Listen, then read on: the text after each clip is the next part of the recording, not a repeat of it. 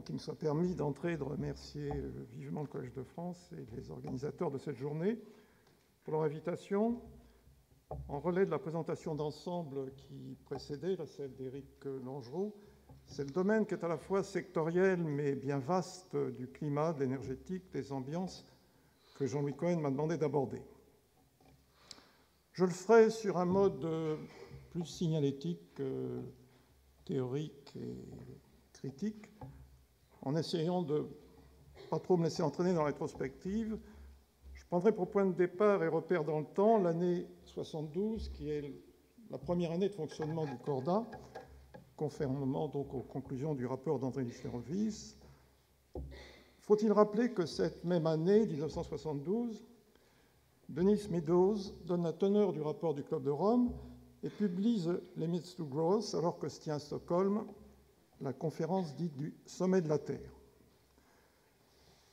Dans le registre de l'énergie, toujours en 72, il convient de signaler la clairvoyance de l'instance professionnelle des architectes britanniques qui consacre un numéro de leur journal à une réflexion sur la question énergétique, appelant une mobilisation et mettant en exergue parmi les protagonistes concernés la figure de Alexander Pike. Ce dernier, enseignant et chercheur à Cambridge, avait développé un prototype de maison totalement autonome et fortement médiatisé, sa réalisation ne dépassant pas malheureusement le stade de la maquette à grande échelle dont l'image s'affiche ici.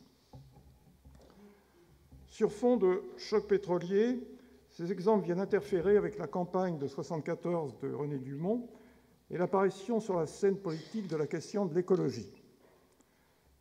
Elle commence à marquer les esprits parmi ceux qui s'engagent dans l'enseignement et la recherche.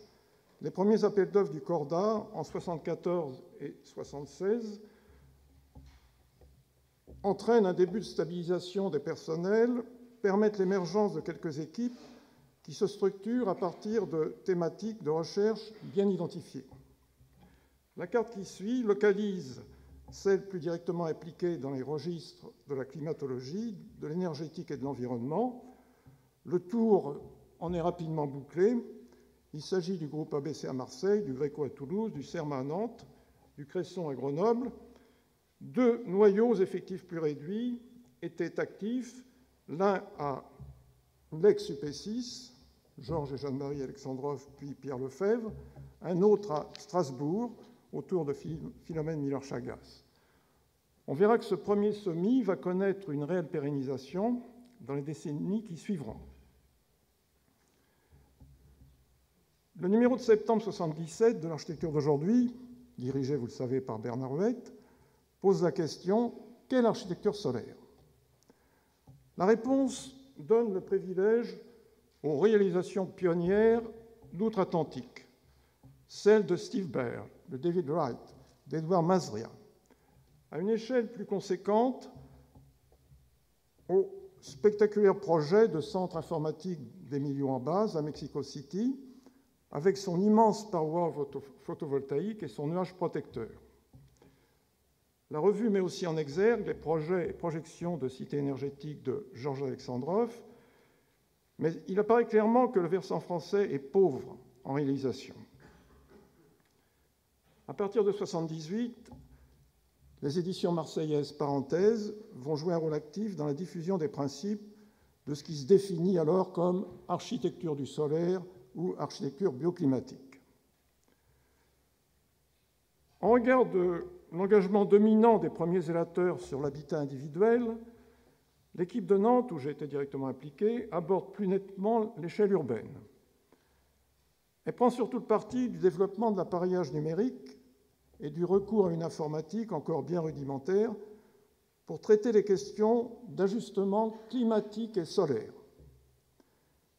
Il faudra toutefois attendre 1986 et les stations de traitement d'images pour obtenir simultanément résultats de calcul et représentation. Elles génèrent une imagerie objectivante, mais sont aussi capables de restituer des visions esthétisantes plus allusives.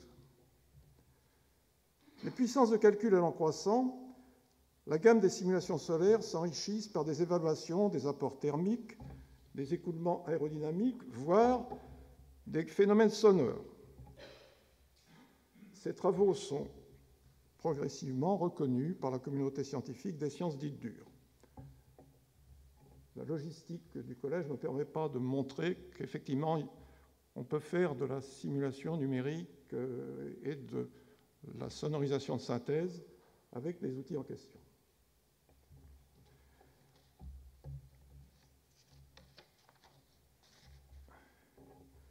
La première réflexion dans le cours de cette élaboration instrumentale parfois laborieuse n'est pas sans lien avec le propos du livre de Rainer Banham.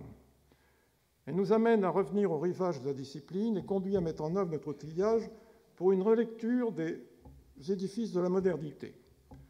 On a pu ainsi vérifier que ceux de Wright ou d'Aalto étaient exemplaires à beaucoup de titres en la matière. En revanche, les recherches, notamment celles de Daniel Siret, et les bilans précis de l'ensoleillement des cités radieuses montraient bien les erreurs que Le Corbusier perpétuait au 35 de la rue de Sèvres, ceci en dépit de mises en garde experts dont on retrouve trace dans les archives. A contrario, la maison de Stabio fonctionnait parfaitement, s'est constitué ainsi, pas à pas, un corpus sélectif d'édifices de référence. En parallèle, par le perfectionnement et le chaînage des modèles radiatifs et thermoaéroliques, se dégageait une gamme d'instruments atteignant un niveau véritablement opérationnel. Il permet d'attester d'une réelle applicabilité dans les séquences de conception et d'ajustement projectuels. Retenons son utilisation récente sur le projet de l'atelier Christian de Porzampar pour l'ensemble du tripode à Nantes. Des bilans qui sont des bilans d'ensoleillement, des bilans énergétiques, aérodynamiques. Autre exemple, celui de la confluence à Lyon. Dans ce dernier cas, les simulations opérées sont plus ambitieuses. Elles traitent des phénomènes solaires, climatiques, dans leurs interactions avec les formes urbaines en termes de piégeage, de masque, de diffusion, d'échange infrarouge, d'écoulement aérodynamique et d'évapotranspiration.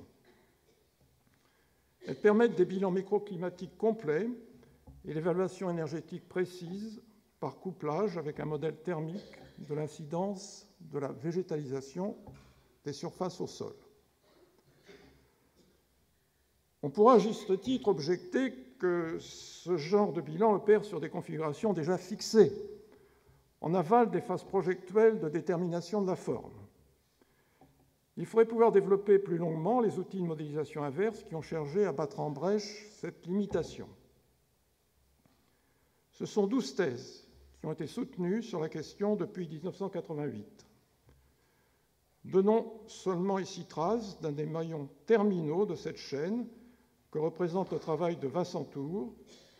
Dans sa thèse soutenue en 2007, il propose une procédure informatisée de restitution d'un effet lumineux donné sur ce croquis par définition automatisée d'un percement. Dans le percement et le résultat.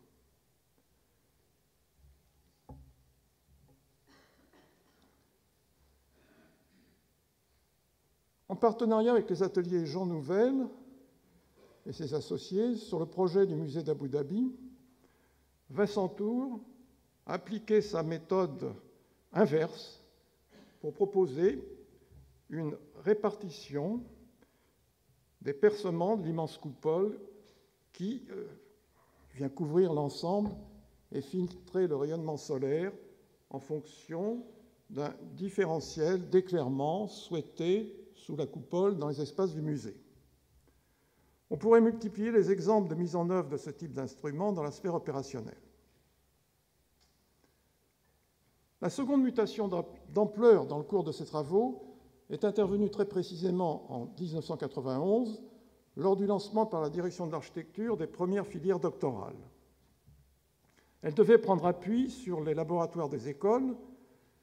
Dans notre domaine, le Cresson de Grenoble et le CERMA de Nantes avaient été associés au CNRS, mais chacun ne disposait pas de la masse critique permettant l'accueil en nombre des doctorants.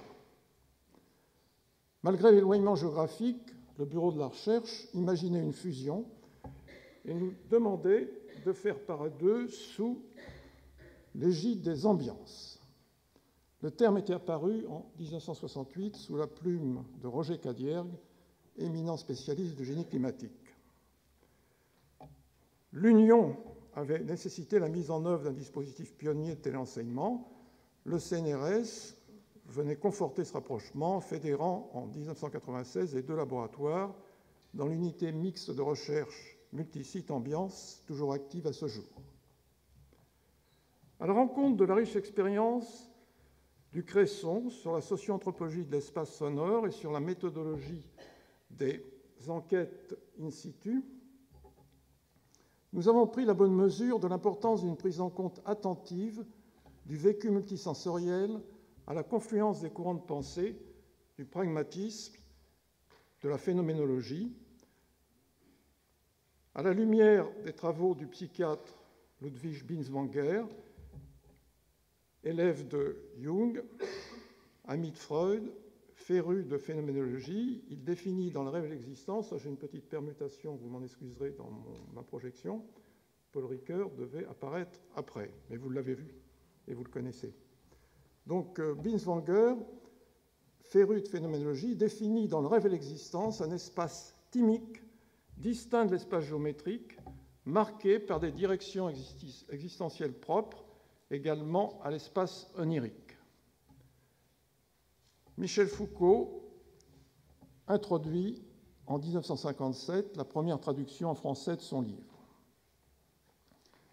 Il faudrait aussi s'étendre plus longuement donc, sur l'apport de Paul Ricoeur, précisant en matière d'ambiance la primauté du sentiment à la rencontre du réflexif et de l'affectif. Celle très contemporaine de Peter Sloterdijk, proposant le conditionnement climatérique comme modèle insigne du séjour humain sur la planète, associant climatisation symbolique et ingénierie atmosphérique pour caractériser un véritable courant refondateur. Les uns et les autres conduisent à dépasser l'hégémonie des apparences pour faire place à la Stimmung, à la tonalité, en un basculement qui vient traduire la profondeur et l'importance de l'expérience sensible, la prégnance de l'existence incarnée d'un sujet pris dans les dynamiques de la mobilité, dans les interactions du partage. Mais à ce propos, et en cette maison, il serait difficile aussi de passer sous silence l'importance de l'éclairage apporté par Philippe Descola, la combinatoire de la physicalité et de l'intériorité qui régit son modèle des quatre ontologies s'avère précieuse pour la constitution du champ ambiental des architectes, à la croisée des catégories du naturalisme et de l'analogisme. En regard de ces référentiels théoriques, il a fallu trouver les traductions applicatives et développer une véritable projectuelle ambientale. Pour ce faire, en regard des modélisations objectives des phénomènes physiques, ce sont des objets intermédiaires, moins rigides, qui se sont progressivement dégagés. On pourrait parler à leur propos de soft modeling, de semi- ou de pseudo-modèles. Pour exemplifier brièvement ces derniers, on citera les travaux de Jean-François Goyard et Henri Torg sur les effets sonores, ceux de Grégoire Chelkov sur les prototypes, de Yannick Lecor sur les patterns ambiants, de Nicolas Tixier sur les transects, associant aux représentations conventionnelles de la coupe les contenus de la parole usagère à propos d'ambiance.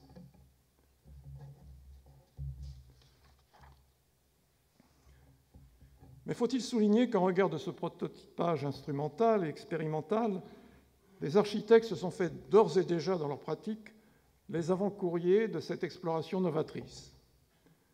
Sous l'égide d'une architecture atmosphérique ou météorologique, Peter Zumthor ou Philippe Rham, contribuent entre autres et brillamment à la confortation de ce courant.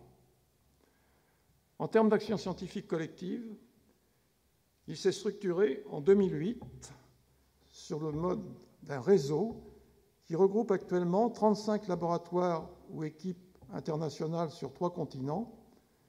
Il organise tous les 4 ans un colloque international. Celui de 2012 a fait l'objet d'un partenariat avec le Centre canadien d'architecture. Les actions régionales d'échelle plus modeste, comme celle de Tunis en 2014, sont prévues à mi-parcours dans l'intervalle des 2 ans. Une revue en ligne bilingue a également été lancée. Les 4 équipes du canal historique français en font partie. Nous les retrouvons sur cette carte des thèses soutenues dans le domaine. Le bénéfice de l'ancienneté explique le poids des productions doctorales nantaises et grenobloises, respectivement 47 et 30 thèses depuis 1997. Mais l'amorçage à Bordeaux, à Toulouse et à Nancy est prometteur. La thèse en énergétique urbaine de Marion Bonhomme a été primée par la communauté des urbanismes. C'était également le cas pour celle de Fanny Lopez à Paris. Son remarquable travail doctoral sur la déconnexion et l'autonomie vient de faire l'objet d'une belle publication. Charline Wessenstein, à Nancy, a élaboré pour sa thèse un outil d'assistance à l'éco-conception. Ces travaux sont la plupart du temps inscrits dans les programmes de l'ANR, comme celui sur la ville durable, dirigé par Marjorie Musy à Nantes. Les équipes de la recherche architecturale sont intégrées, partie prenante, dans les actions de la communauté scientifique sur les grandes questions du moment, réchauffement climatique, transition énergétique, protection des ressources. Leurs compétences en matière de morphologie urbaine et de modélisation climatique se sont constituées dans les permanences longues du travail en laboratoire. On sait bien que les temporalités de celui-ci sont davantage celles de la sylviculture que du maraîchage saisonnier. À mi-chemin de ces extrêmes, je terminerai cette intervention en élargissant le champ du panorama à l'action significative que représente le programme interministériel et interdisciplinaire sur la thématique de l'énergie, Ignis Mutatres. Il a été lancé en 2011 et piloté par le Bureau de la recherche architecturale urbaine et paysagère. Il a succédé à ceux de 2002, Art, Architecture, Paysage, puis de 2006, Architecture de la grande échelle. Il associe au ministère de la Culture et Communication le ministère de l'Écologie et du Développement durable, l'Atelier international du Grand Paris, Veolia Environnement, l'Institut pour la transition énergétique VDECOM.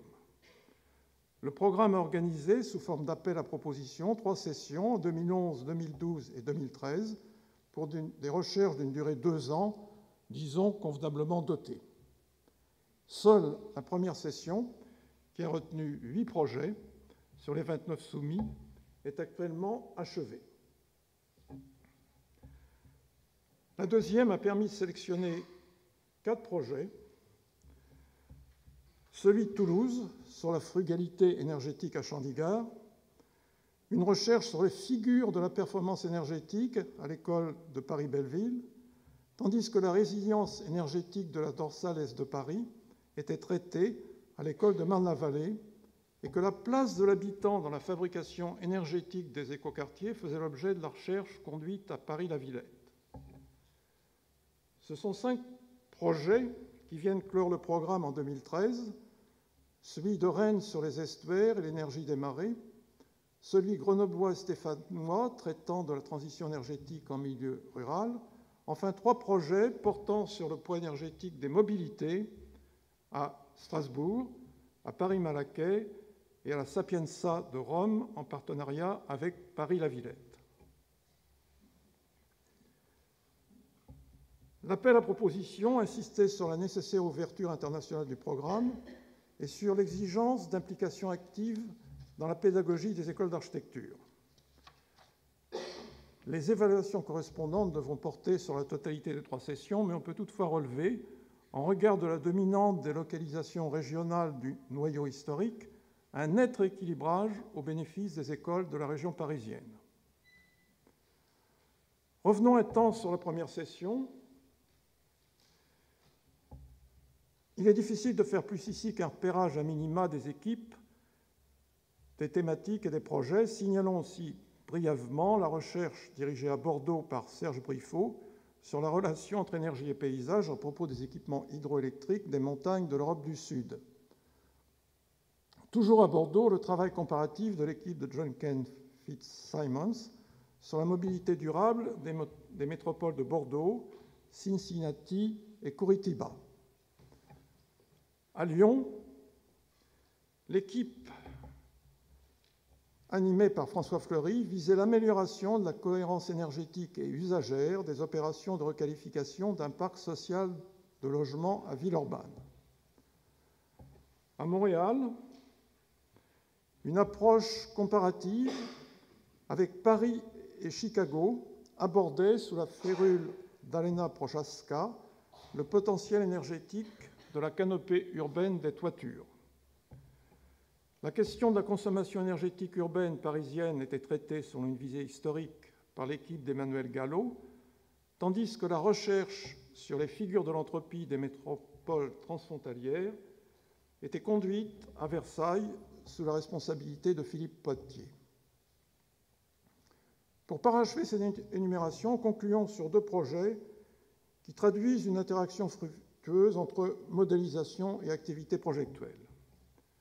Celui dirigé par Paola Vigano à l'Institut de Venise, à l'Institut universitaire d'architecture de Venise, vient s'inscrire dans la voie ouverte par William McDonough et Michael Braungart dans leur ouvrage de 2002, Cradle to Cradle, et non pas to tombe, sur le recyclage intensif.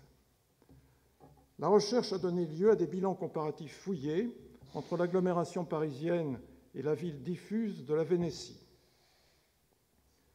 Elle propose des scénarios alternatifs, mais qui sont assortis de projets. Nous avons le privilège d'accueillir Paola Vigano à ce colloque, et elle pourra vraisemblablement évoquer ce travail. Le travail mené sous la responsabilité de Raphaël Ménard, en collaboration avec une équipe du Politecnico de Milan, part d'une solide analyse des flux de transformation d'énergie allant de l'échelle planétaire à celle des bassins versants plus locaux. Il a privilégié les représentations à l'aide des diagrammes de Sankey, mais n'esquive pas la question du projet en proposant les lanières captantes d'infrastructures solaires urbaines. Elles viennent réactiver la veine un peu tarie des mégastructures utopiques. Le volet pédagogique a intéressé le diplôme d'études approfondies architecture post-carbone de l'école de Marne-la-Vallée et à Paris-Belleville, le studio du 30-30, où Alain Dervieux poursuit le travail du groupe UNO et la pédagogie d'Henri Siriani. Un outil performant d'analyse énergétique a été mis à la disposition des étudiants, tant à Marne-la-Vallée qu'à Paris-Belleville, au prix de quelques difficultés dans cette dernière école. L'équipe a également été très active sur le terrain de la compétition internationale Solar Decathlon en 2012 et 2014. Il faudrait développer plus avant et souligner l'intérêt de la mobilisation des écoles d'architecture pour ce concours, passant par la réalisation de prototypes et la confrontation avec les problèmes constructifs.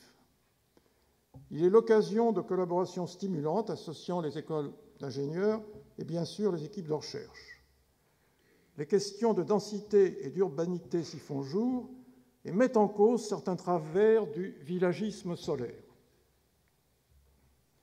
Les écoles d'architecture françaises s'y distinguent. Le projet rhône-alpin Canopéa de Grenoble, lauréat à Madrid en 2012, proposait des petits immeubles collectifs avec captage photovoltaïque et végétalisation. En 2014, le projet Phileas des Nantais, recyclant un édifice existant, se voit classé second, à moins d'un point du projet des Romains du prototype Rome for Density. Nous resterons sur cette image de l'enthousiasme euphorique des vainqueurs en juin 2014.